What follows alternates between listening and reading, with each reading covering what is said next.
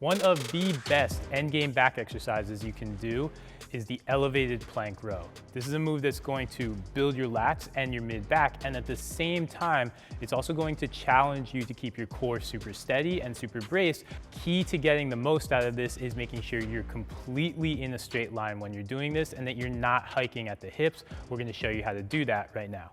So to get into position for this, you're gonna wanna bench. This also is a move you can do at home because you can use an ottoman or a chair. We're gonna use a bench. And what you wanna do is you wanna just set up in essentially a single arm plank on the bench. Now the mistake people make when they think about a plank is very often we're taught to live in this tabletop position, a completely flat back. I wanna change this up for this particular move, and Brett is not only squeezing his abs, he's also squeezing the heck out of his glutes. What that's doing is that's bringing his pelvis into neutral, and it's also gonna create a longer anti-rotational challenge for him, right? Brett, raise your hips up a little bit. If you go into the standard tabletop position, the only part of your body that really has to fight anti-rotation is your torso. But let's take that up another notch. Again, neutralize your hips. Now he's in a straight line from shoulders through ankles. So now when we're battling that anti-rotation, we're gonna have to battle it with our obliques, with our glutes, and we have to keep a straighter line over a longer lever. So that's what we want to do with this elevated plank row.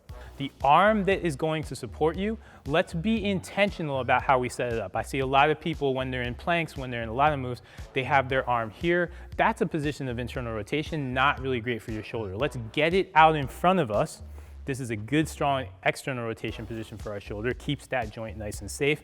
And from there, Brett's just gonna pick up the dumbbell, then he's set. Now comes the goal, and you can already see, just from this position, Brett's already starting to hike that hip. Your goal is to make sure that you don't hike that hip and everything stays equalized when you're in that plank. You do that by literally think about tightening this glute on the side of the weight and tighten your obliques on the side of the weight. You've got to maintain all of that tension as you row up. All he's gonna do, he's gonna row up until his upper arm is parallel. Give yourself a pause when you're in that position because that's when you're gonna face the most anti-rotation challenge. Appreciate that so you can get the abdominal benefit out of the move and then lower the weight. Let's give him a couple consecutive reps, Brett. So again, he's gotta work on getting that left hip down, and it's challenging. That's why he has trouble holding the position. This is a position of work. The entire elevated plank row, from the moment you start a set until the very end, is a position of work, and that's what you want it to be. This is a great way to finish off any back workout. So that is the elevated plank row, and this is not gonna be your lead exercise in your back workout. You wanna choose something that's gonna let you go heavier, like a dumbbell row or a barbell row. When you're at the end of your workout and you wanna get a little bit of core stimulation and get a little bit more row work, that's when we come in with this. Think about doing 3 sets of 10 to 12 reps. Keep the reps high. And here's a trick that can make this even more abdominally intense. Don't rest between sets, because the truth is, when one of your arms is working, the other is getting the rest it needs in terms of the training effect. So work back and forth with those 3 sets without rest. Your abs will be on fire and your back will love you.